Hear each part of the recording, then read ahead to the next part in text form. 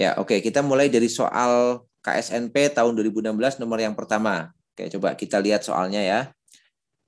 Nih, jika ada persamaan A sama dengan akar B per C, ya, akar B per C dan A adalah laju rambat gelombang pada dawai dan B adalah gaya tegangan yang bekerja pada dawai, maka C adalah titik-titik. Oke, sebelum dibahas soalnya, asing nggak dengan persamaan ini?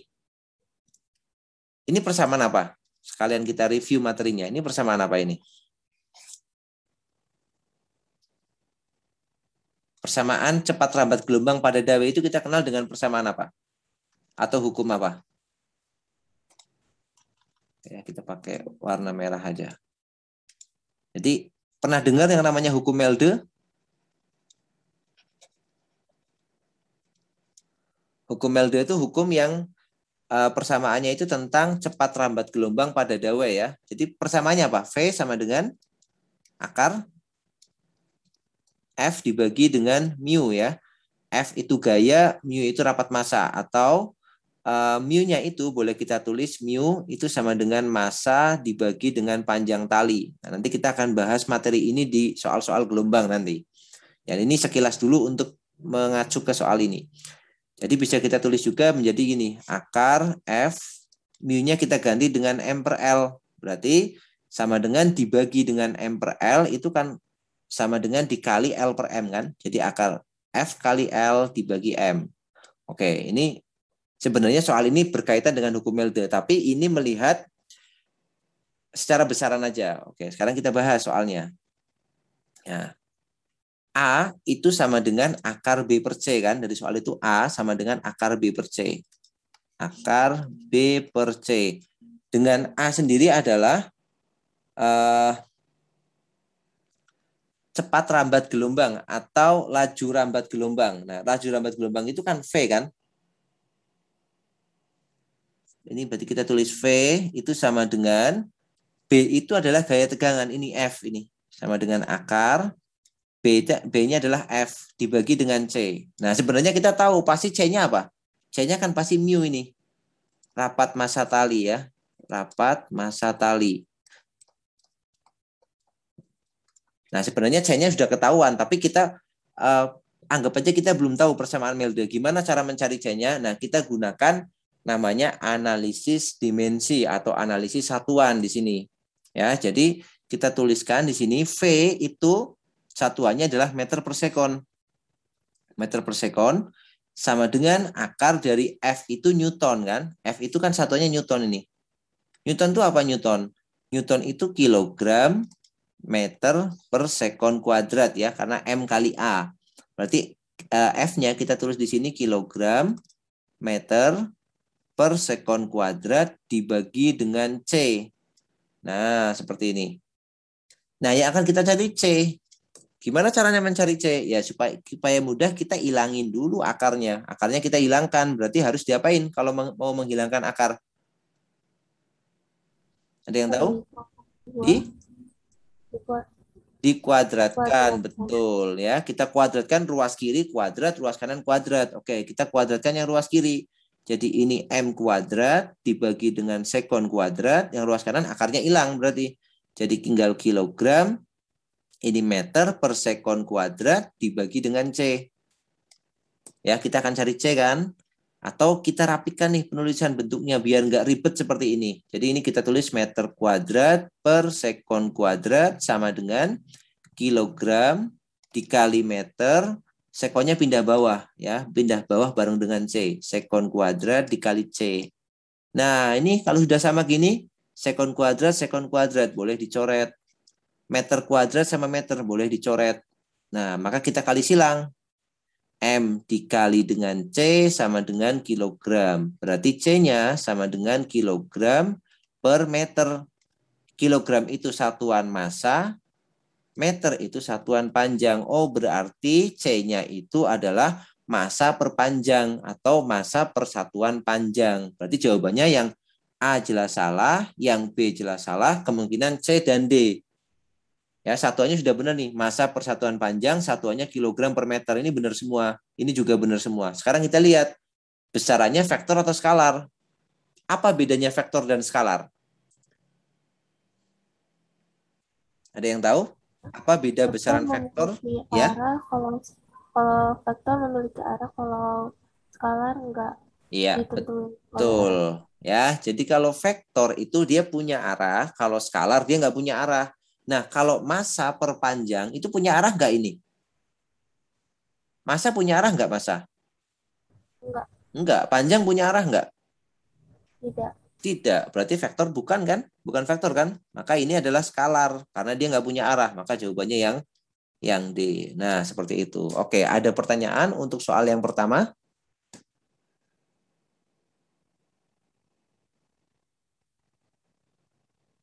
Silakan kalau ada yang mau ditanyakan.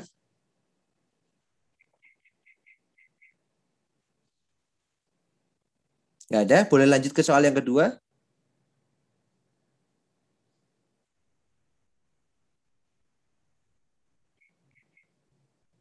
Oke, lanjut ya. Karena nggak ada yang tanya, jadi lanjut. Oke, nomor 2. Pada perangkat alat elektronik tercantum daya yang dibutuhkan saat dihidupkan adalah 300 volt ampere. Itu bacanya volt ampere. Ini berkaitan dengan kelistrikan berarti ini.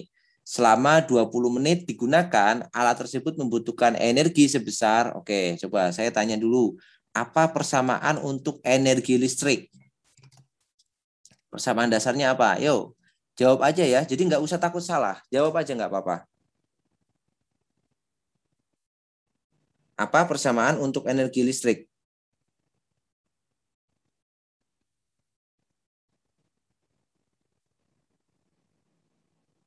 Nggak ada yang tahu? Energi listrik itu adalah daya listrik dikalikan dengan daya listrik dikali dengan waktu kan? Dikali waktu. Atau kalau kita mau pakai simbol, energi listrik itu E, daya listrik itu P dikalikan dengan T. Daya dikalikan waktu. Itu persamaan dasar dari energi listrik itu ini. Nah, nanti persamaan dayanya sendiri ya, daya listrik itu P sendiri itu bisa kita buat jadi beberapa persamaan. Nih, P-nya sendiri dayanya. Itu bisa kita buat P itu menjadi yang pertama, P itu sama dengan V kali I. Tegangan dikalikan dengan kuat arus ya, udah tahu kan ini? V itu tegangan, I itu kuat arus. Atau bisa kita ganti juga dengan I kuadrat kali R. Atau kita ganti dengan V kuadrat per R. Nah, ini untuk daya listriknya itu bisa diganti menjadi 3 persamaan ini. Ini satuannya semuanya watt ya. Watt atau volt ampere itu sama. Nah, itu tentang energi listrik. Nah, di sini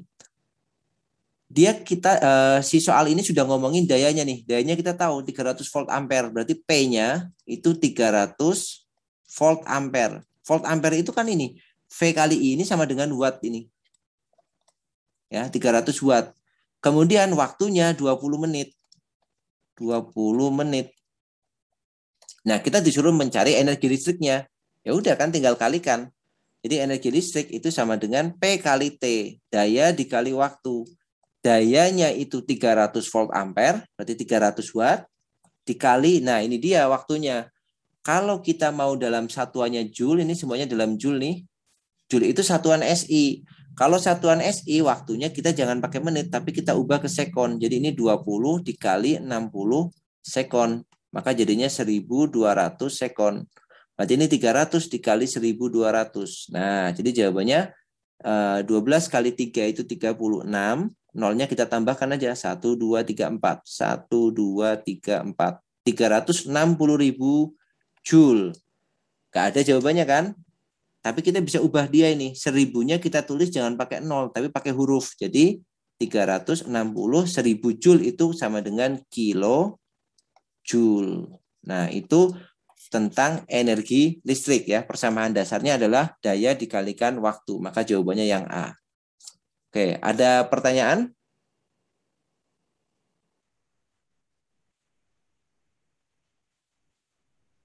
Silakan kalau ada pertanyaan ya. Jangan malu-malu, nggak usah malu-malu. Kalau misalkan belum jelas, silakan ditanyakan. Kalau sudah jelas, kita lanjut ke soal nomor 3. Oke, coba nomor 3 ini kira-kira apa jawabannya?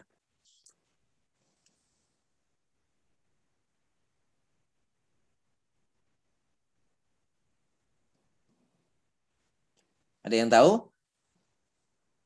Kumpulan besaran berikut ini yang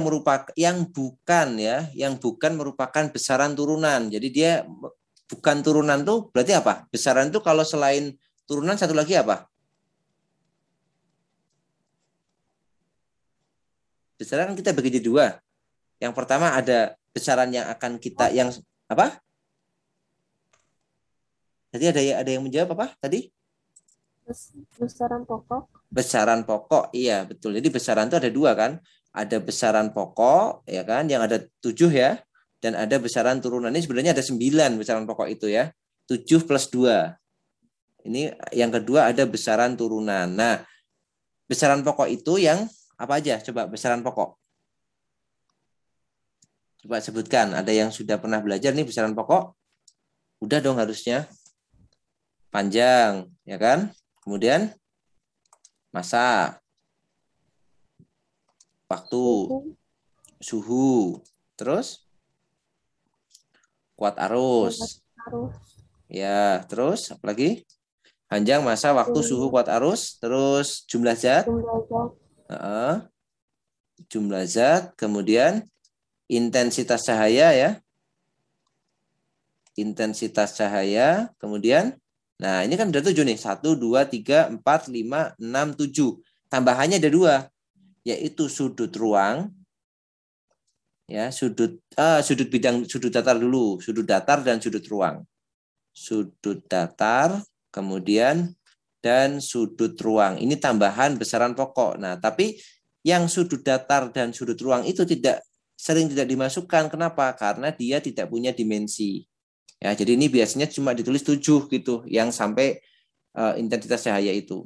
Nah, pada soal ini kita diminta mencari besaran turunan yang bukan besaran turunan. Berarti cari yang pokok kan? Berarti yang mana? Yang nggak ada besaran turunannya, yang bukan merupakan kumpulan besaran turunan. Oke, berarti yang salah. Ini jelas salah karena ada arusnya. Arus itu besaran pokok, ya kan? Kemudian mana lagi? Ya udah A berarti ya. Kita kan cari yang semuanya besaran turunan. Berarti jawabannya udah pasti A. Karena yang lain itu turunan semua nih. Kelajuan turunan, energi turunan, gaya turunan, percepatan turunan, kecepatan turunan, energi listrik juga turunan, potensial listrik turunan, energi potensial turunan, gaya juga turunan ya. Jadi besaran turunan itu apa? Ya yang selain besaran pokok itu, selain ke-7 atau ke-9 besaran ini, itu namanya besaran turunan. Oke ya, mudah ya. Kita lanjut nomor 4. Ini sudah masuk bab kalor ya. Ini karena soal asli ya, babnya diacak-acak kayak gini biasanya. Nanti di bawah mungkin muncul soal-soal tentang gerak lagi, kinematika lagi, atau besaran lagi. Itu nggak apa-apa. Seringnya memang seperti itu, diacak ya. Oke, kita lihat soal nomor 4. 1 kg air pada temperatur 90 derajat Celcius disimpan dalam satu wadah yang merupakan penghantar panas yang baik. Oke, sebongkah es yang masanya 200 gram disentuhkan ke wadah air itu, lalu es segera mencair. Es tersebut terbuat dari suatu zat X. Oke, setelah seluruh es mencair, temperatur air menjadi 40 derajat Celcius. Besar kalor lebur zat X tersebut adalah titik-titik. Oke, jadi ini kita review sedikit tentang kalor ya. Kalor itu kalau kita berikan kepada suatu benda, itu oleh benda itu kalor akan dipakai untuk 2 hal kan. Yang pertama untuk mengubah suhu atau menaikkan suhu. Ini pasti sudah pernah belajar persamaannya. Apa persamaannya? Kalor yang dipakai untuk menaikkan suhu suatu zat, Q sama dengan, ada yang tahu? M C delta T. Ya kan? MC delta T, dengan C adalah kalor jenisnya. Yang kedua, kalor itu dipakai untuk mengubah wujud atau mengubah bentuk ya, fase suatu zat. Mengubah wujud itu bergantung perubahannya. Nanti bisa pakai Q sama dengan M dikalikan L kalau dia melebur, M dikali L, atau Q sama dengan M dikali U kalau dia menguap ya. Dengan U adalah kalor uapnya, L adalah kalor leburnya. Oke, sekarang yang ditanyakan di sini kalau lebur, berarti kita kaitannya dengan yang mengubah wujud nih. Ya, jadi ceritanya itu ada air ya. Airnya itu 90 derajat Celcius nih. Kemudian ada es yang masanya 200 disentuhkan ke wadah air itu. Kemudian esnya mencair sehingga seluruh es mencair temperatur airnya menjadi 40. Dari 90 menjadi 40. Artinya air itu akan melepas kalor ya. Jadi kita harus hitung dulu nih. Kalor yang dilepas air berarti berapa? Kalor yang dilepas air berarti Q-nya. Ingat dari 90 menjadi 40 berarti ada perubahan suhu ya. Kalau naik itu berarti diberi, kalau suhunya turun berarti dia kalornya dibuang atau diserahkan ke benda yang lain. Nah, berarti di sini Q-nya kita hitungnya pakai ini kan. MC delta T karena terjadi perubahan suhu. Oke. M-nya berapa? M-nya si air itu 1 kg ya, karena ini dalam gram nih, kal per gram, kita ubah nih 1 kilogramnya kita ubah jadi 1000. 1 kilogram air kita ubah jadi 1000 gram. Kenapa pakai 1000? Karena ini yang diketahui pakai kalori per gram. Nanti ini kita pakai 1000 dikalikan 1 dikalikan delta T-nya. Jadi 90 menjadi 40. Jadi 50 delta T-nya. Paham ya? Jadi ini sama dengan 50.000 kalori. Atau kal. Itu kalor yang dilepas air. Nah, kalor yang dilepas air ini akan dipakai oleh es untuk meleburkan dirinya sendiri. Jadi kalor ini akan dipakai es untuk melebur. Nah, karena dia melebur atau mencair ya, melebur itu nama lainnya mencair. Karena dia melebur atau mencair, maka kita gunakan persamaan yang kedua ini, Q sama dengan M kali L. Berarti Q sama dengan M dikali L. Q-nya itu sama dengan yang ini, 50.000. Sama dengan masanya itu masa S ya sekarang. Bukan masa air lagi. Ini tadi M air ya ini ya. Kalau sekarang masanya adalah masa S. Berapa dia si S itu masanya? 200 gram. Berarti di sini 200 dikali L ya. Kita nyari L-nya kan. Yang diminta adalah kalor lebur zat tersebut. Berarti L-nya berapa? Kalor lebur itu L. Nah, seperti itu. Kita akan cari L-nya. Ya sudah kan, tinggal dibagi aja. Nolnya kita coret aja 2 nih. Tinggal L sama dengan 500 dibagi 2. Berarti sama dengan 250 satuannya kalori per gram. Sama dengan L. Oke, kita dapat persamaannya, jawabannya yang B kayak gitu. Oke, ada pertanyaan? Silakan kalau ada yang mau ditanyakan. Oke, kalau nggak ada pertanyaan, kita lanjut ke soal nomor 5 ya. Ibu menarik belanjaannya dengan gaya 140 Newton sehingga dapat berpindah sejauh 5 meter. Jika usaha yang dilakukan ibu adalah 350 Joule, maka gaya tersebut adalah, oke, ini tentang usaha. Coba perhatikan. Sebelum kita bahas, saya mau review dulu sedikit usahanya, konsepnya. Persamaan usaha itu apa? Usaha atau biasanya disingkat W ya, work, itu persamaannya apa? Ada yang tahu? F kali S. F kali S. Oke, ada lagi yang tahu? Setengah mv kuadrat. Setengah mv kuadrat. Ada lagi? Massa kali gravitasi kali ketinggian. Massa kali gravitasi kali ketinggian. Oke, jadi usaha itu persamaan dasarnya itu adalah F kali S. Oke, F kali S sudah tadi ya. Dengan F itu apa? Gaya kan? Gaya dan S itu perpindahan. Nah, tapi ada syaratnya nih. Tidak boleh cuma F kali S saja. Oke, aslinya itu seperti ini. Ya, jadi kalau misalkan kita pakai warna hitam ya untuk materinya ya. Kalau misalkan kita narik benda kayak gini. Nah, ini dikasih gaya F ya, bendanya pindah sampai sini. Ini S, maka usahanya ya betul F kali S. Ya. Tapi bagaimana kalau F-nya kayak gini? F-nya miring ke atas misalkan kayak gini ya. Ini F. Kemudian bendanya pindah kayak kita narik koper seperti itu ya. Kita kan kopernya kan tarikannya kan miring tuh. Serong kan. Kemudian pindah ke kanan sejauh S juga. Usahanya berapa di sini? Yang gambar bawah itu. Sudutnya misalkan theta. Jadi antara gaya dengan perpindahan itu membentuk sudut theta. Maka usahanya berapa? F kali S cos theta kan? Ini kan F kali S cos theta. Nah, usahanya kan seperti ini. Kemudian kalau misalkan lagi ada benda ya, gayanya ke atas nih, F. Tapi pindahnya ke kanan dia. Gayanya ke atas mungkin ada gaya lain ya, berarti ya otomatis ada gaya lain. Tapi benda itu pindah ke kanan, maka di sini usahanya 0 ya. Jadi kalau antara S dengan F itu terjadi membentuk sudut 90 derajat, maka usahanya 0. Nah, di sini nih, Ibu menarik belanjaannya dengan gaya 140 sejauh 5 meter. Berarti usahanya berapa? Kalau misalkan kasusnya kayak gini, kasusnya ini F-nya itu 140, kemudian dia pindah ke kanan sejauh 5 meter, berarti W-nya berapa? Kalau kita masukkan rumus ini. F dikali S, 140 dikali 5. Berapa 140 kali 5 itu? Berapa? 7? 700 Joule kan? Harusnya 700 Joule, tapi ternyata bukan 700. Berapa? Ternyata cuma 350. Berarti apa kesimpulannya?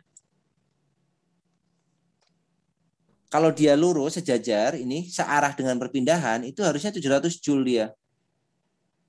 Tapi di soal dia bilang cuma 350 aja, bukan 700. Nah, kalau dia gimana? Membentuk sudut terhadap perpindahan. Iya, berarti kasusnya yang kedua ini. Kalau dia nggak sama dengan 700, artinya kemungkinannya adalah membentuk sudut terhadap perpindahannya, yaitu pakai yang Fs cos theta. Maka jawabannya yang D. Ya, karena dia bukan 350, tetapi maaf, dia bukan 700, tapi 350. Maka kesimpulannya dia adalah membentuk sudut dengan perpindahan. Oke? Maka jawabannya yang D gitu ya. Itu tentang usaha. Dan tadi sudah disampaikan juga, selain pakai F kali S, usaha atau W itu juga boleh menggunakan delta EK. Boleh.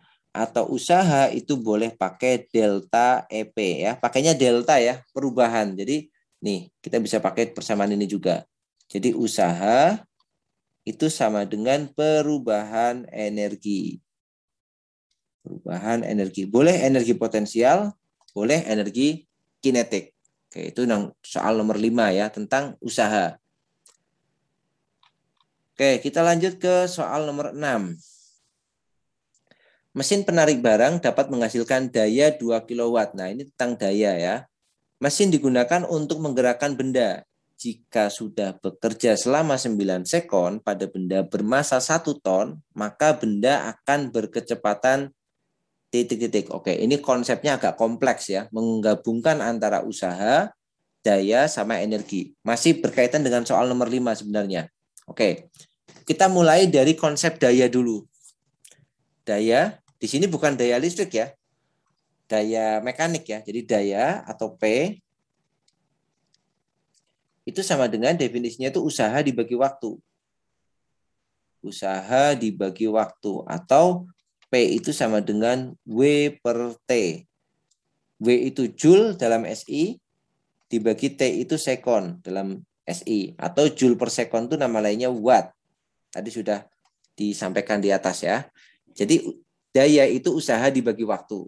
Otomatis kalau kita tahu dayanya, tahu waktunya, maka kita tahu usahanya. Oke ya, jadi alur berpikirnya kayak gitu. Kita bisa cari dulu usahanya, cari W-nya dulu. Pakai persamaan apa? Persamaan daya itu sama dengan W per T. W-nya itu berapa? Dayanya 2 kW, berarti 2000 watt. Ini 2000 sama dengan W itu usaha, kita cari dulu usahanya, dibagi waktunya berapa? 9 detik atau 9 sekon. Berarti 2000 sama dengan W per 9. Artinya W-nya itu sama dengan 2000 kali 9. Berarti 18.000 Joule. Nah, itu dayanya. Soal ini nggak ngomongin daya. Soal ini yang ditanyakan adalah kecepatannya. Ya. Nah, kita bisa pakai konsep kalau bendanya berubah kecepatan, itu kita bisa pakai konsep ini nih.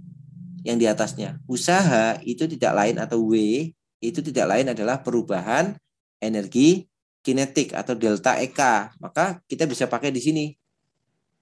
Ya, W di sini bisa kita ganti W itu sama dengan perubahan energi kinetik.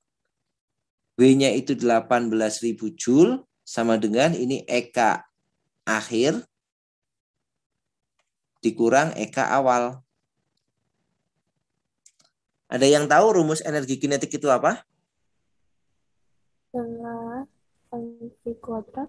Iya, setengah mv kuadrat ya. Energi kinetik itu rumusnya adalah setengah mv kuadrat. Ya, setengah dikali m dikali v kuadrat. Nah, di benda itu ya kan digunakan untuk menggerakkan benda. Jadi bendanya mula-mula diam. Karena bendanya mula-mula diam, maka EK awalnya itu 0. EK awalnya 0. Bendanya mula-mula dia diam karena dipakai untuk menggerakkan benda. Nah, berarti yang ada tinggal EK akhir. Berarti ini 1.800, 18.000 ya, sama dengan EK akhir itu setengah MV kuadrat ya, MV kuadrat dikurang 0. Berarti 18.000 itu sama dengan setengah dikali masanya berapa dia? Masanya 1 ton. 1 ton itu 1.000 ya, ini 1.000 kilogram. Berarti 1.000 dikali V kuadrat. 1.000 dikali V kuadrat. Nah, ini kita coret 1, 2, 3, 1, 2, 3. Oke, sudah dapat. Berarti 2 kali 18 itu 36 sama dengan V kuadrat. Berarti V-nya akar 36, yaitu 6 meter per sekon. Oh, berarti dengan diberi daya sebesar itu, benda itu akan bisa bergerak dengan kecepatan sebesar 6 meter per sekon. Ada nggak jawabannya? Ada ya, yang C ini. Oke, kayak gitu.